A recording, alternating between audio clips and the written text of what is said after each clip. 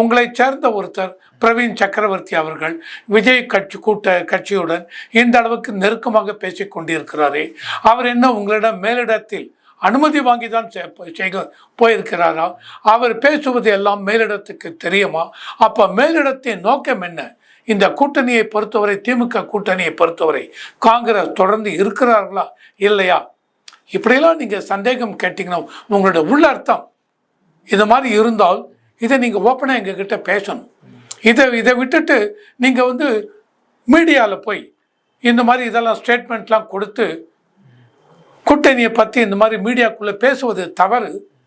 அதனால் மறுபடியும் நான் சொல்கிறேன், எந்த விதத்திலும் இதெல்லாம் உண்மை இல்லை.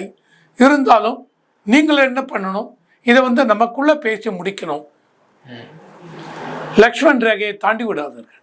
லக்ஷ்மண் ரேகைங்கிறது எல்லாருக்குமே தெரியும் என்னவென்று.